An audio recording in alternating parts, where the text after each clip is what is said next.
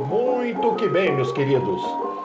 Nós estamos aqui hoje para mais uma aula de Vai Cair no Vestibular. E o nosso assunto hoje é revolta da vacina.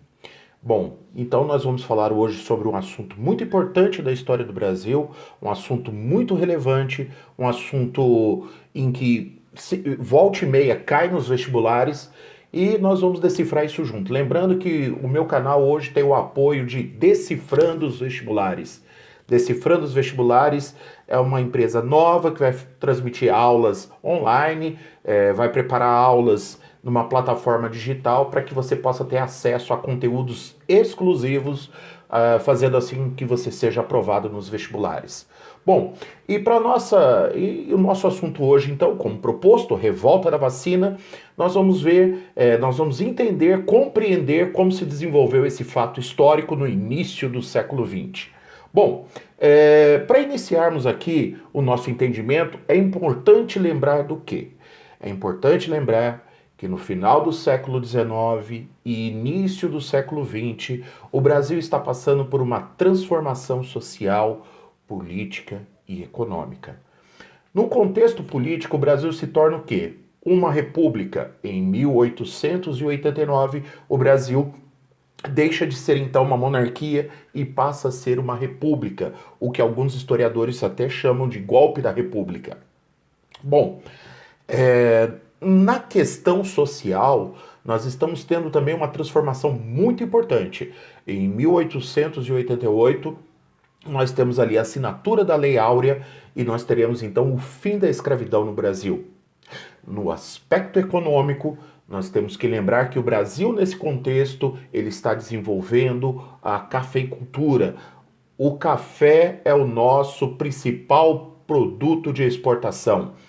É o agronegócio, a agroexportação que move a economia nacional. E todos os outros setores, todos os demais setores, eles estão ligados à produção do café.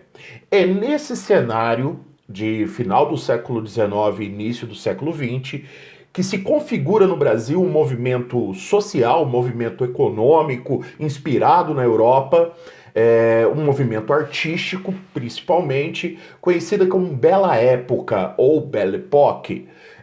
A ideia aqui no Brasil era promover um desenvolvimento, um desenvolvimento econômico, um desenvolvimento cultural, um desenvolvimento social baseado na Europa. Lembrando que a Europa, no final do século XIX, vivia o quê? A chamada Segunda Revolução Industrial. Então, a nossa sociedade, muitos elementos da nossa sociedade ligados à política e à economia desejaram fazer aqui no Brasil aquilo que já se fazia na Europa, o desenvolvimento científico, o desenvolvimento industrial.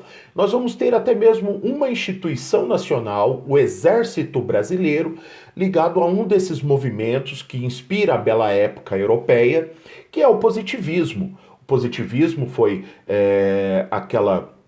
aquela doutrina, aquela ideologia surgida ali ainda no contexto do início do século XIX,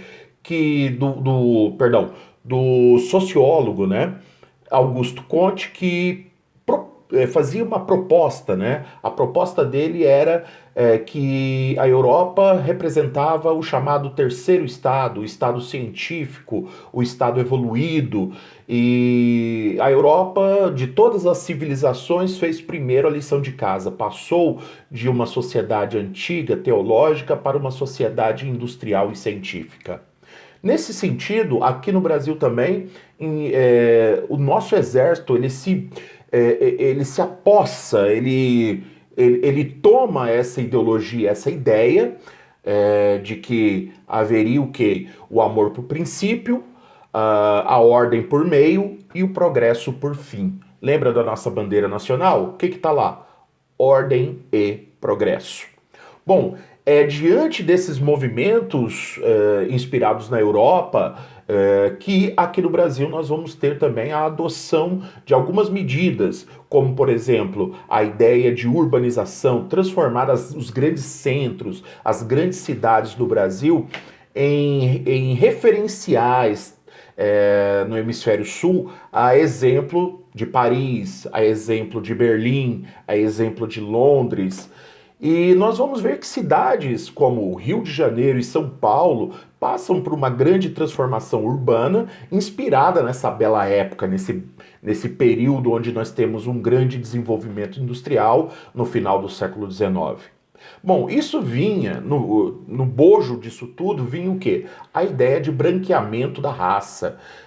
Então nós tínhamos que tornar a raça brasileira, nós tínhamos que tornar o brasileiro mais branco possível, mais próximo possível da Europa, para que aqui nós tivéssemos também um desenvolvimento industrial, científico, porque eles consideravam que a raça era um dos elementos importantes aí para o desenvolvimento de uma nação. Lembrando que nessa época nós temos também o pensamento racista do Spencer, do Kipling, Rudyard Kipling, que dizia que era necessário civilizar os povos fora da Europa, torná-los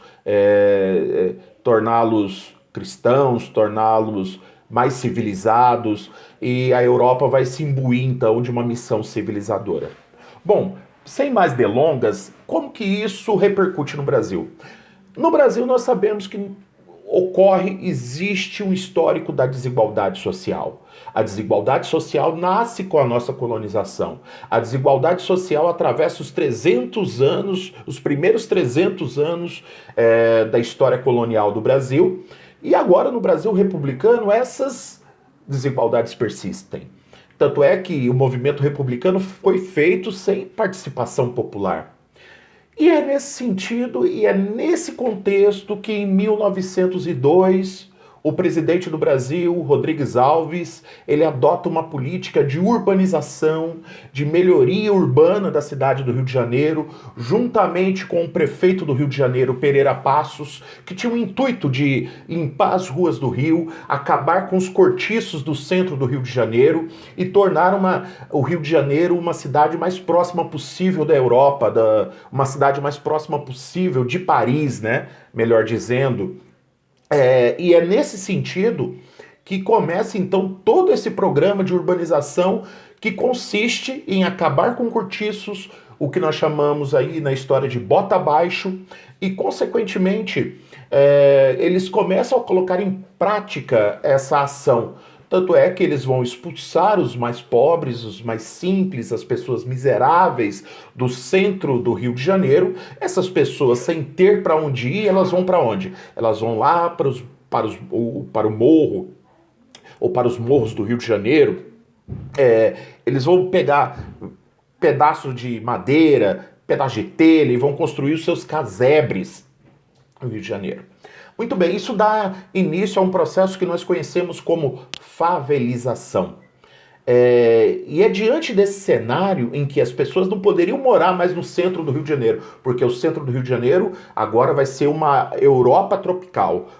O Rio de Janeiro vai ser, melhor dizendo, né, uma cidade europeia, um modelo de uma cidade europeia nos trópicos. O que acontece então?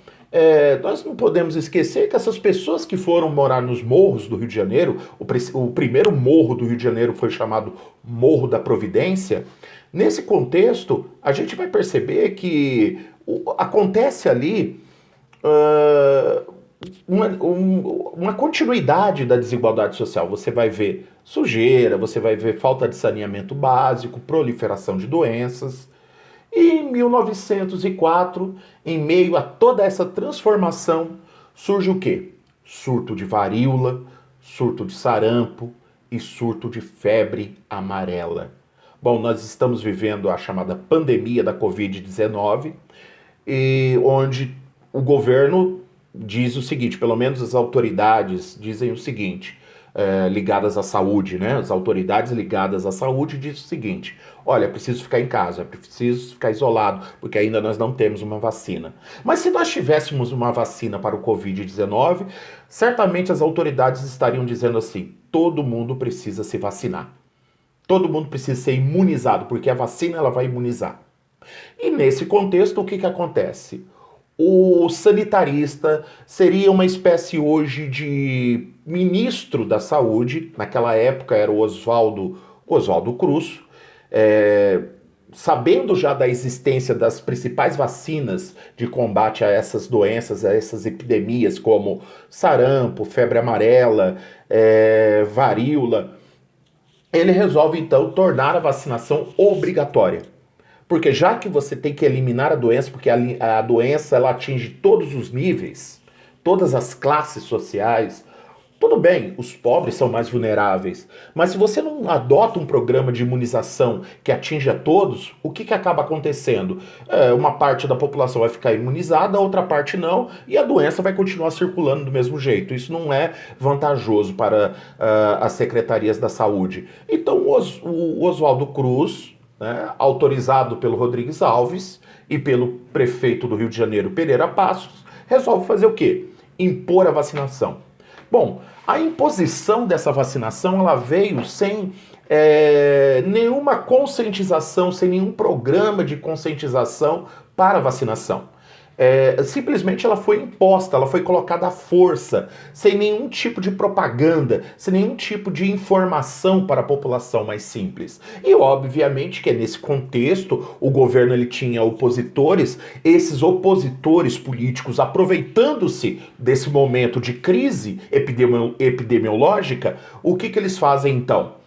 Eles começam a disseminar notícias de que a vacinação era para matar o povo, de que aqueles homens, os enfermeiros chamados de sanitaristas, aqueles que subissem a favela ali, eles estariam subindo a favela para ver as nádegas das mulheres, o colo das mulheres, e começa um disse que me disse, ao ponto em que a população dos morros do Rio de Janeiro se revoltam contra a prática da obrigatoriedade da vacina, e começam a se revoltar. Eles descem por volta de outubro de 1904 os morros do Rio de Janeiro, vão lá para o centro do Rio, começam a virar bondinhos, começam a virar tudo, começam a quebrar tudo, lojas, ao ponto em que o governo, mais uma vez, ele age como sempre agiu na Primeira República, né? Com extrema violência, colocando o exército, a polícia para combater essas pessoas, vacinando as pessoas à força, a exemplo de que sanitaristas subiam com cordas para amarrar aqueles que não queriam ser vacinados. Enfim, a vacinação foi imposta e aqueles que porventura se revoltaram contra a vacinação foram presos, muitos foram mortos, torturados e alguns até mesmo deportados para o Acre, para a construção da estrada de ferro Madeira-Mamoré, uma estrada de ferro que estava sendo construída naquele momento lá no meio da floresta amazônica para transportar a borracha da região da Bolívia, do Acre, através do rio Madeira em direção ao rio Amazonas e assim por diante, Oceano Atlântico e Europa. Bom, muitos morreram lá, se não morreu da febre amarela no Rio de Janeiro, morreu de malária no meio da floresta amazônica. Mas enfim, isso demonstra o quê? O caráter violento, o caráter autoritário, autocrático do governo da Primeira República, onde o povo era tratado como caso de polícia. E dessa forma, então, se configurou aí a chamada revolta da vacina, que foi reprimida com grande violência. Queridos, fica aqui então essa dica, fica aqui essa pequena explanação Espero ter ajudado, espero ter contribuído aí para o maior entendimento de vocês. Qualquer dúvida, deixa o seu comentário, deixa sua pergunta aqui abaixo. Clica aí na descrição do vídeo, clica no joinha aí, dá um like pra gente, deixa seu comentário, o elogio, ou crítica, o que você quer que melhore ou não. E compartilhe esse vídeo com seus colegas, com pai, mãe, vamos fazer isso chegar. Lembrando que o homem que olha para a história entende o presente e projeta o futuro. Fica um beijo aqui no coração de todos vocês e até a próxima.